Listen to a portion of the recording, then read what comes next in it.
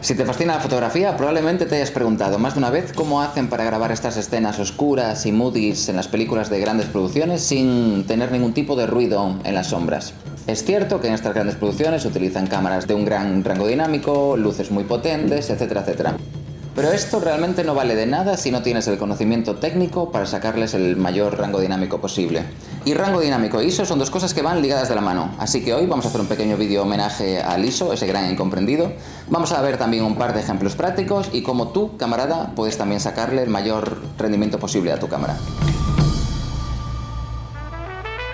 Nuestras cámaras cuentan únicamente con dos formas de captar la luz del exterior de forma mecánica. Quiere decir que son piezas físicas delante del sensor que modifican cuánta luz nos llega o no a nuestro sensor. Una, la apertura del diafragma y dos, la velocidad del obturador. Con ellas decidimos de forma consciente cuánta luz queremos que entre o no a nuestro sensor. Además de esto contamos con una tercera herramienta que es el ISO. Pero a diferencia de las otras dos, esta ocurre detrás del sensor y está profundamente ligada con el rango dinámico de nuestra cámara. Por eso es tan importante que veamos y entendamos todos sus entresijos. Antes de ir a la práctica necesitamos entender la teoría para no solo memorizar datos, sino además interiorizarlos para nuestros próximos rodajes. El sensor de nuestra cámara está compuesto por millones de fotodiodos, pequeños receptores de luz que se encargan de recoger fotones que pululan de forma aleatoria en pequeñas cavidades. Esta señal se envía a un amplificador de ganancia analógico, donde se encuentra nuestro querido ISO, y esta cantidad de ganancia la elegimos nosotros con los valores de la cámara. Esa señal amplificada será enviada a un conversor de señal analógica a digital que traducirá esa señal en valores digitales, en código binario. Este código se enviará a un procesador de imagen. Cada compresor de imagen depende de su fabricante y los valores que sus ingenieros hayan decidido, y al final esta información se sobreescribirá sobre nuestras tarjetas de memoria.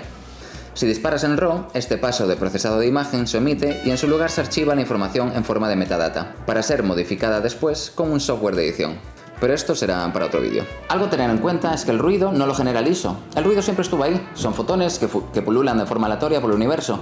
Lo que hacemos con el ISO es aumentar la señal de la ganancia de nuestro sensor, lo que hace que el ruido sea más o menos perceptible a nuestro ojo y a nuestra imagen. El ruido no lo genera el ISO, lo que genera ruido es la falta de luz en el sensor. Usaré una analogía para hacerlo más fácil de entender. Imagínate que estás grabando audio para una cantante y decides subir el volumen de tus auriculares para escuchar mejor. Esto sería el ISO. Debido a ese volumen, quizás decides bajar la ganancia del micrófono de la cantante, esto representa la luz llegando al sensor, lo que hace que escuches más ruido. El ISO simplemente funciona como un amplificador de señal. Tienes una señal, puedes aumentarla o no, pero no puedes variar la naturaleza de esa señal una vez ya ha sido capturada por el sensor. La mayoría de fabricantes de cámaras tienen a disposición de nosotros, humildes plebeyos, gráficas donde aparecen los valores ISO y la latitud del rango dinámico.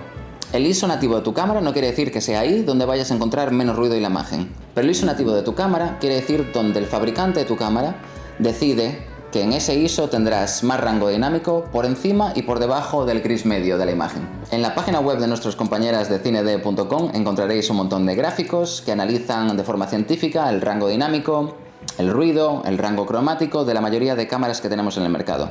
Aquí vemos como con la Sony ST4, por ejemplo, a ISO 800 con condiciones lumínicas perfectas, exponiendo siempre para el gris medio, encontramos 13 pasos de rango dinámico por encima del suelo de ruido. Por eso en muchas ocasiones utilizar el ISO nativo de tu cámara te puede asegurar un rango dinámico amplio, tanto en altas luces como en bajas. Pero el ISO no deja de ser una herramienta más con la que podemos jugar y modificar para elegir dónde queremos tener más información, en las sombras o en las altas luces o una zona media. En esta gráfica podemos ver la latitud del rango dinámico respecto al ISO, en este ejemplo que está en Slog 3, pero estas gráficas las puedes encontrar en la página web con casi todas las cámaras que tienes en el mercado: Blackmagic, Arri, Fuji, Red. Si eres directora o director de fotografía, probablemente este tipo de gráficas ya te las hayas visto, ya las conozcas perfectamente, pero si esto es nuevo para ti, abrirá probablemente un nuevo abanico de posibilidades que el ISO te puede dar y lo muy importante que es y relacionado que está con el rango dinámico de tu cámara. Hace no mucho estaba hablando con un compañero del sector y me estaba contando sobre un cortometraje que habían rodado hace poquito, de estilo thriller, muy moody, muy oscuro, pero lo grabaron todo en interiores a 3200 ISO y luego bajaron la exposición en postproducción. Pero esto es un error, a no ser que no tengas absolutamente nada de equipo de iluminación y tengas que grabar con la luz ambiente disponible. Si uno ve los behind the scenes de las grandes producciones, incluso para las escenas más oscuras, más moodies, con más contraste, dentro del set encontramos luz potente por todos lados. Niveles de exposición altos, mucho más altos que el resultado que veremos al final en pantalla, para alimentar siempre el sensor de la mayor luz posible y ganando un rango dinámico amplio en sombras y altas luces, para luego en pospo modificarlo a antojo. En la gran mayoría de casos, con casi cualquier cámara lo más importante es alimentar el sensor con la mayor cantidad de luz posible antes de clipear, protegiendo así las sombras y el ruido y teniendo un gran rango dinámico y una gran latitud. Grabar escenas oscuras con ISOs altos es generalmente un error. Si analizamos la gráfica, vemos como a 3200 de ISO con la Sony 7 IV perdemos 2 pasos de rango dinámico en las sombras y además, como subir el ISO implica alimentar al sensor de menos luz, la señal de ruido aumentará. Estaremos trabajando con sombras con más ruido y menos información. En esa zona no recuperaremos prácticamente nada de información y por el otro lado, a ISO 200, el paso 11 y 12 en sombras todavía tiene información y poco ruido.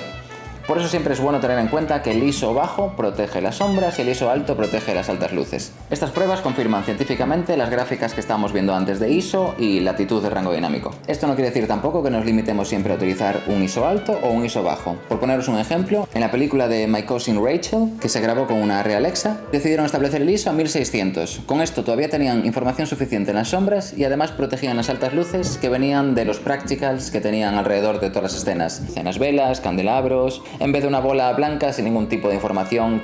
Para grabar escenas oscuras con cámaras Sony, lo más óptimo sería utilizar el Exposure Index, LI, pero para estas escenas lo vamos a hacer más simple y vamos a grabar con la ISO base, que son 800, y su segunda base 3200, para hacer una pequeña comparativa. Hay que tener en cuenta que si eres un videógrafo o una videógrafa y estás grabando un evento, una boda o cualquier lugar donde no tienes ningún tipo de control sobre la luz ambiente, imagínate una sala con un montón de gente que está muy oscura, entonces ahí sí que priorizaría subir el ISO para exponer más correctamente para las pieles o el gris medio de la escena, a pesar de que ello te traiga un poquito más de ruido a la imagen.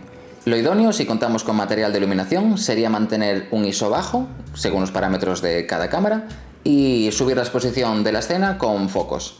Aunque luego en postproducción quieras bajar los niveles de exposición varios pasos y hacerlo más contrastado, lo primero y lo más primordial es alimentar el sensor de tu cámara con la luz que te pide, con la luz necesaria, para tener luego en postproducción la mayor flexibilidad posible y el mayor rango dinámico. Aprovecho que vamos a hacer este test en casa y así estreno el trípode que me mandaron los compañeros de Sirui para probar y así de una vez por todas me deshago de esta chatarra plasticosa. Tengo que decir también que al fin tengo un trípode que puedo subir y bajar yo solo sin tener que pedir ayuda o que se me desmonte el plano, etc. Gracias al sistema este de bloqueo que tiene en la parte superior del trípode, una maravilla. Y para este plano que hicimos en el salón de nuestra casa, utilicé dos exposiciones idénticas, una a 800 de ISO y otra a 3200.